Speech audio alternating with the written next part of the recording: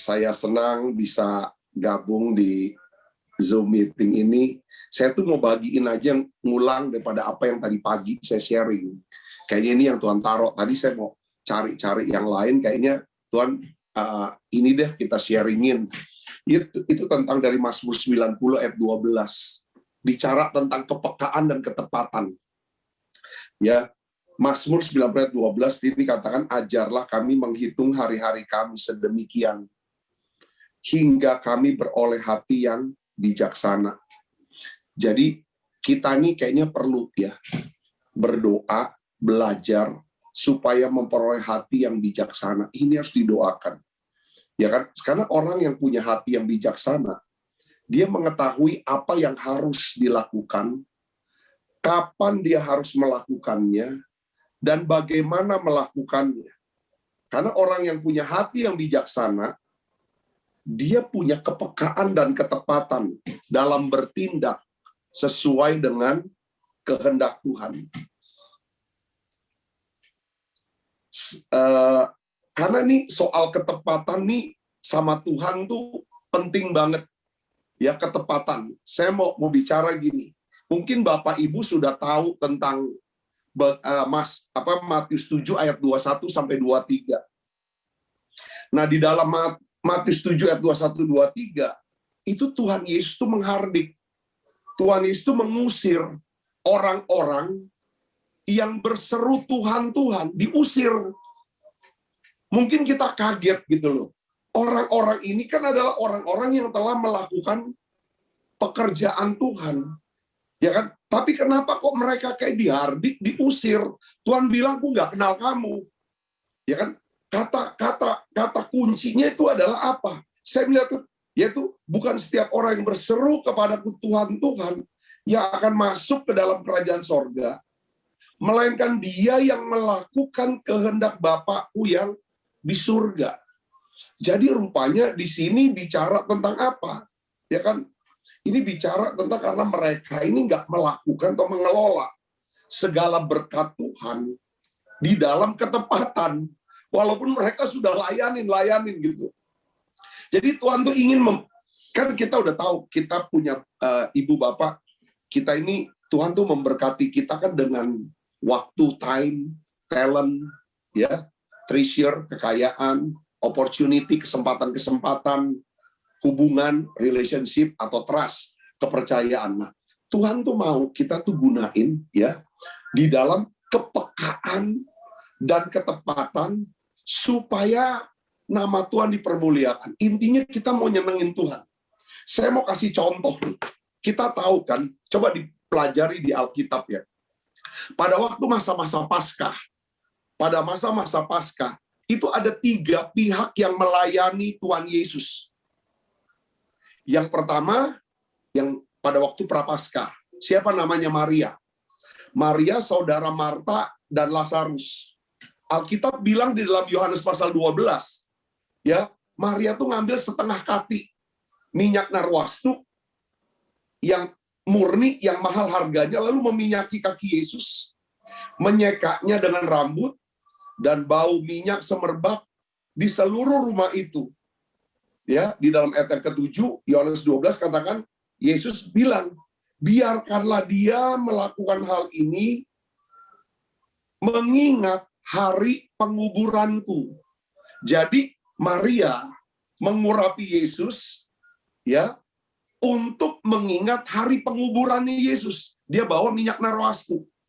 Saya melihat di sini bahwa rupanya tuh Maria ya.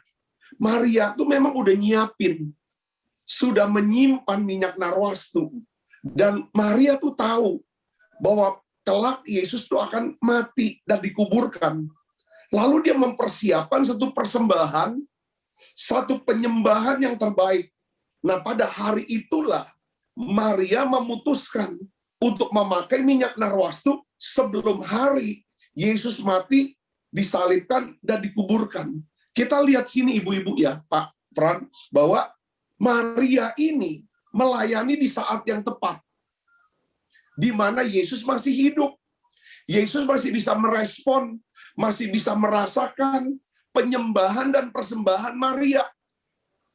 Nah, karena Maria bertindak dalam ketepatan, karena dia punya kepekaan, dia tahu ini loh yang Tuhan mau. Dia bisa punya kepekaan karena dia punya hati yang bijaksana. Tuhan langsung ngomong, ibu bapak sudah tahu kan apa? Sesungguhnya di mana saja Injil diberitakan di seluruh dunia, apa yang dilakukannya ini akan disebut untuk mengingat dia. Kita lihat lagi ada dua. Orang yang kedua namanya Nikodemus. Nikodemus di dalam Yohanes 19 ayat 39 sampai 40 dikatakan di sini bahwa Nikodemus datang ke situ. Dialah yang mula-mula datang pada waktu malam kepada Yesus. Ia membawa campuran mur dan minyak gaharu kira-kira 50 kati beratnya. Maria cuma setengah kati.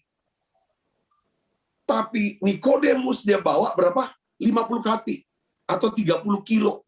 Bayangin, ini benar-benar mereka mengambil mayat Yesus, mengapaninya dengan kain lenan dan membubuinya dengan rempah-rempah. Menurut adat orang Yahudi bila menguburkan mayatnya. Memang benar Pak, Bu ya. Yesus ini raja. Dia tuh diturapi aja pakai sampai 50 kati rempah-rempah. Ini tuh biayanya besar banget. Setengah kati aja katanya 1 tahun kerja loh. Nah, Nikodemus dia urapi, tapi pada waktu yang salah.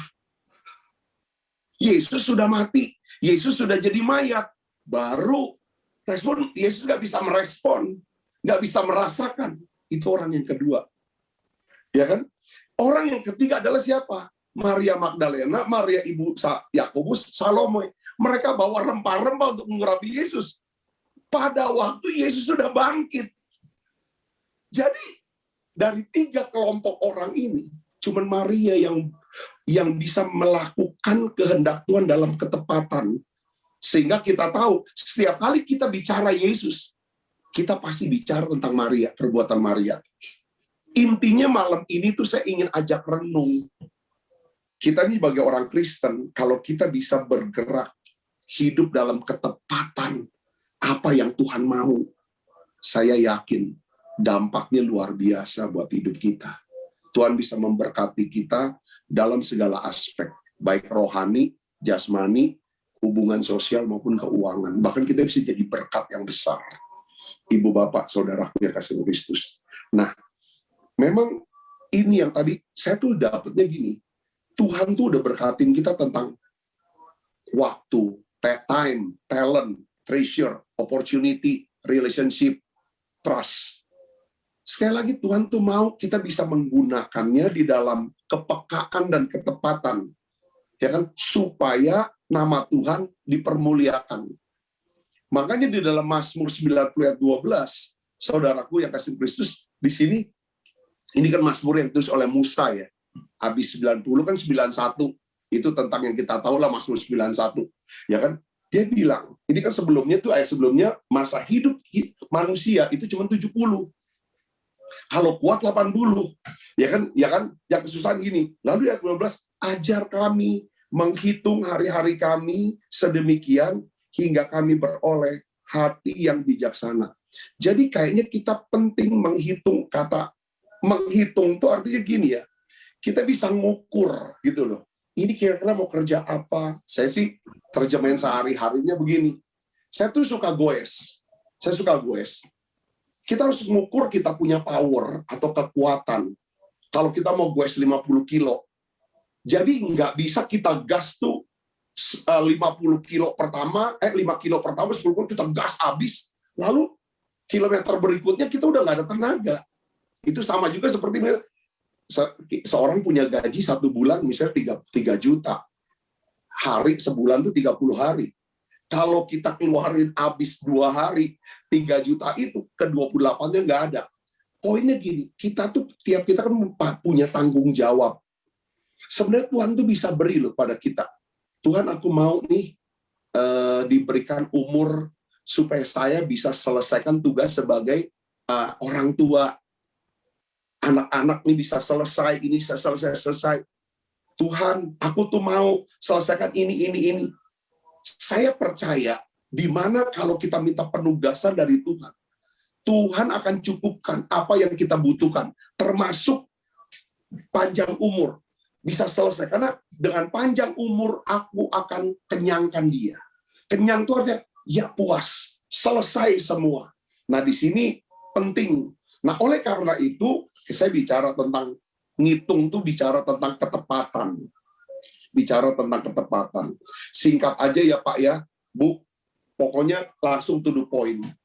Kita berdoa, biarlah kita punya hati yang bijaksana. Seperti Maria. Pertanyaannya, bagaimana kok Maria bisa tahu?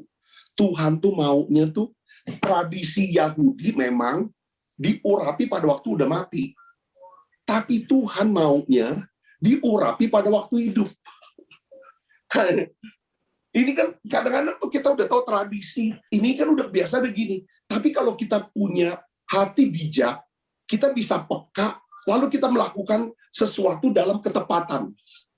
Yang ngerti, katakan amin. Ini yang saya pesan ini kuat banget. Saya dapetin kuat banget.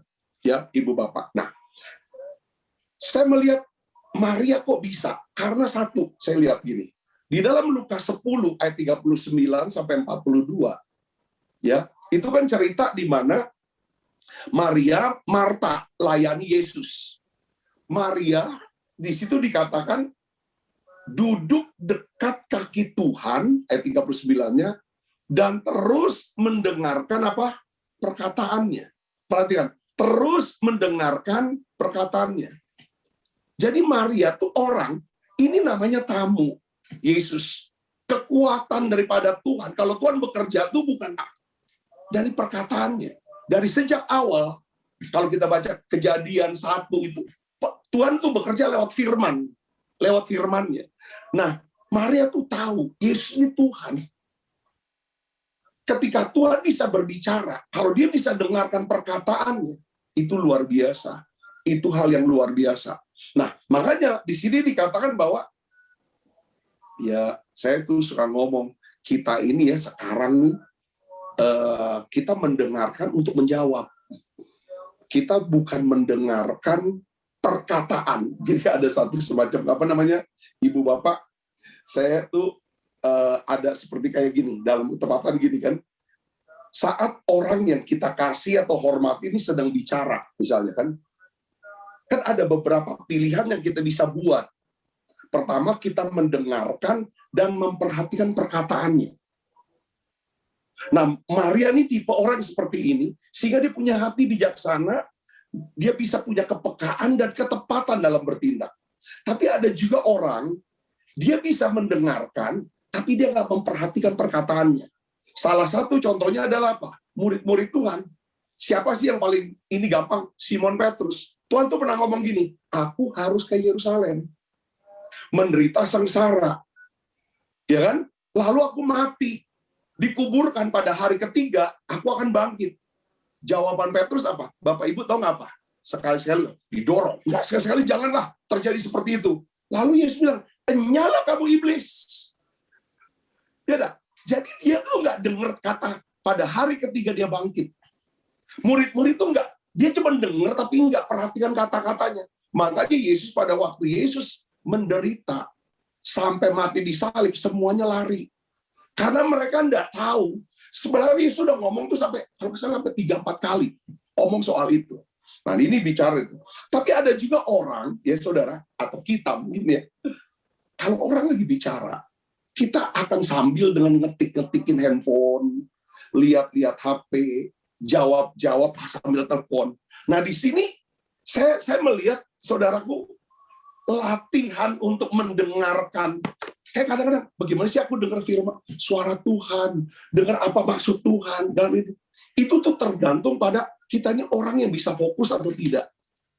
Kalau kita bisa menjadi orang yang bisa fokus, bisa konsentrasi, ini yang membuat kita bisa seperti Maria, punya hati yang bijaksana. Nah, Tuhan tuh marah dengan Marta, bukan karena Marta tuh sibuk loh.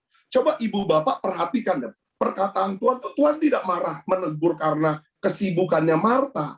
Tetapi di sini dikatakan, Marta itu, kamu khawatir dan menyusahkan diri dengan banyak perkara. khawatir dan menyusahkan diri dan banyak perkara. Artinya saya bilang gini, zaman saya kan gini, Marta tuh orang yang urusan dia nggak beresin, atau udah terlalu kewalahan, tapi urusan orang dia suka urusin gitu. Dia pikirin, dia omongin urusan orang, sampai akhirnya itu nyusahin diri sendiri. Bayangin aja kalau misalnya kasus misalnya Desire atau ya Papa Hotman itu loh.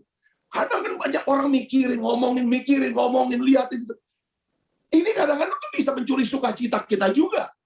Atau cerita apa-apa segala macam. Ini nih tipe-tipe Marta, ini yang bikin ketika kita kehilangan sukacita, kita kehilangan damai sejahtera. Kehilangan damai sejahtera pasti iman nggak kerja. Tapi itu kan nggak penting banget buat kita. Kenapa kita nggak bersyafaat aja supaya pulih rumah tangga ini? Karena mereka kan pasangan Kristen yang udah jadi kesaksian. Ya kan, oh bodoh amat, kita nggak mau menghakimi. Oh munafik lagi nih. Yang penting apa yang dia tampilkan, kita doa itulah yang sebenarnya. Itu kan profetiknya, itu kita begitu, seperti itu. Nah ini Marta, tapi beda dengan Maria, ibu bapak, saudara Yesus. Maria tuh, dia tuh tenang. Dia tuh banyak buka telinga ketimbang buka suara. Marta lebih banyak buka mulut daripada buka telinga. Sehingga dia nyusahin, khawatir dan nyesel. Kita tuh khawatir nyusahkan diri. Itu karena itu. Ikan, saudara, nggak mungkin kena pancing. Kalau dia tahu kapan buka mulut, kapan tutup mulut. Betul nggak? Kita pun nggak mungkin gampang kepancing. Kalau kita tahu dengan tepat kapan kita mau buka mulut, kapan kita tutup mulut. Nah, di sini artinya. Jadi saya melihat begini, Ibu Bapak. Ini saya mau tutup dengan kata-kata ini. Sesuatu yang berharga, sesuatu yang mulia, sesuatu yang ajaib, itu harus ditemukan. Ditemukan. Nah, kata discover, itu disusun dengan dua kata kan, dis sama cover. Yang artinya apa? Dis itu kan, kita coba, dis katanya hilang ya, kata dis itu. Menghilangkan sesuatu yang mengcover kan menutupi. Kata discover, di sini kita hilangkan yang nutupin. Jadi artinya discover tuh kita jadi mengerti, kita jadi tahu, kita jadi menemukan. Nah Maria, saudara Kristus, ya kan? Dia ini seorang yang, apa saudaraku? Dia bisa, karena dia duduk di kaki Tuhan. Dia selidikin seperti Amsal 25 ayat 2 kan katakan, kemuliaan Allah ialah merahasiakan sesuatu. Kemuliaan raja-raja ialah apa? Menyelidiki segala sesuatu. Artinya gini, kita tuh dapat kemuliaan raja. Seperti Maria dapatkan kemuliaan raja. Karena Maria seorang yang suka apa? Menyelidiki. Menyelidiki segala sesuatu. Kapan Maria menyelidiki segala sesuatu? Waktu dia duduk tenang, mendengarkan perkataan Tuhan. Pada saat itu dia dapatkan apa? Hikmat, pengertian, pewahyuan langsung dari Tuhan Yesus. Makanya Tuhan bilang, Tuhan bilang, ini Maria mendapatkan sesuatu yang tidak bisa diambil daripadanya. Ibu Bapak bisa nangkap dari sini. Intinya adalah kita ini sebagai orang yang hati bijaksana adalah orang yang selalu aku mau belajar apa ya hari ini? Dapat apa ya aku hari ini ya?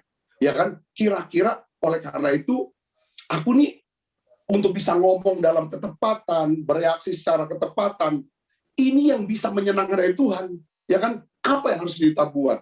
Nah, ini intinya ke sana. Nah, makanya saudara Kristus bahwa Maria, saya lihat, ya kan, mendapatkan apa yang nggak pernah dilihat oleh matanya, itu dia lihat.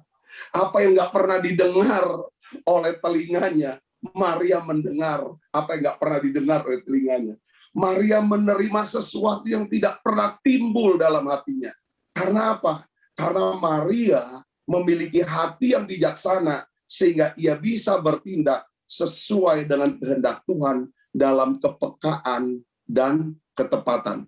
Untuk sehari-harinya gini, Bu Bapak, saya dapat ini kan. Tadi saya ada cerita kalau dengar khotbahnya nih. Saudara tahu Lee Ka-seng orang paling kaya di Hong Kong pada waktu itu, ya. Dia punya kekayaan hampir 5,5 triliun, berapa 450 triliun katanya tuh kekayaannya di tahun 2014. Nah, dia punya sopir yang udah kerja sama dia puluhan tahun, Pak, Bu. Lalu pada saat hari itu, ya sopirnya udah tua, dia juga udah tua, karena dedikasinya dia bilang, kamu pensiun deh. Lalu dia buka selembar cek yang nilainya 2 juta Hong Kong dolar. Kalau dirupiahkan 3,7 miliar lah. Lalu sopirnya bilang begini, nggak usah bos, ya kan, nggak perlu, dia bilang, ya kan, dia nolak, dia nggak perlu, ya kan, Kak, saya tuh ada uang, ya kan, 10 sampai 20 juta. Dia bilang dia punya uang kalau di rupiah itu 37 miliar lah tabungan saya. Jadi kalau uang pensiun ini bos nggak usah lah. Saya udah terima kasih bisa ikut bos selama sekian puluh tahun. Dia bilang gitu. Si Likaseng ini bingung, kaget. Gimana mungkin kamu dengan gaji sebulan 5-6 ribu dolar atau 10 juta, kalau di Hong Kong 10 juta tuh nggak besar ya kan? Sampai kamu bisa punya simpenan, ya kan, begitu banyak, sampai hampir 40 miliar. Supirnya bilang begini, Pak, Bu. Dia bilang begini, saya sopir, saya duduk di depan, Bapak duduk di belakang, bos. Bos kan suka nelpon, saham hari ini beli saham hari ini, beli, dia perintahkan anak buahnya. Nah, waktu saya dengar, bos beli, aku beli dikit, ya kan, bos bilang, saham yang dibeli ini jual, saya jual ikut beli, saya ikut gitu aja. Nih properti ini lagi boleh dibeli, saya ikut beli. Properti ini jual, sampai akhirnya puluhan tahun saya ikut bos, saya dapat kekayaan ikutnya. Jadi poinnya, si sopir ini adalah orang yang bijaksana. Orang bijaksana adalah orang yang mau denger gitu loh, lalu belajar apa yang untuk jadi keuntungan dia. Kira-kira seperti itu, ya kan? Saya percaya bahwa inilah saatnya, ya kan, Tuhan mau di masa COVID ini ya. Saya tuh banyak kehilangan loh, teman-teman, baik hamba Tuhan pengerja, yang saya tuh nggak nyangka. Terakhir kemarin, itu pendoa kita, saudaraku. Saya tuh nggak nyangka gitu loh, maksudnya. Dia setia banget, 23 tahun sama-sama. Lalu, saya dengar dia COVID, dia bilang, Pak, saya kena COVID.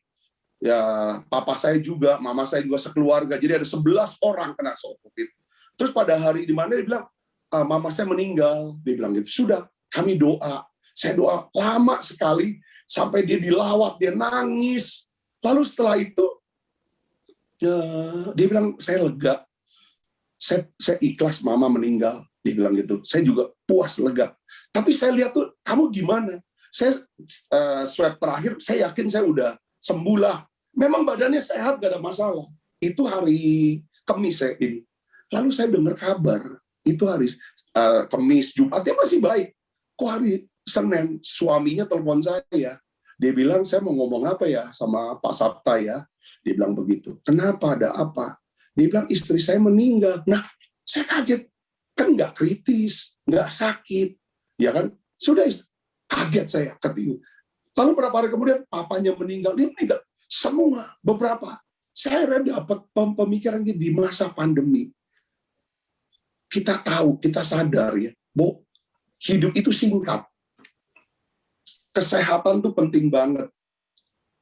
Untuk bisa survive, kita tahu, nggak cukup cuma minum vitamin, protokol kesehatan. Kita tuh butuh Tuhan.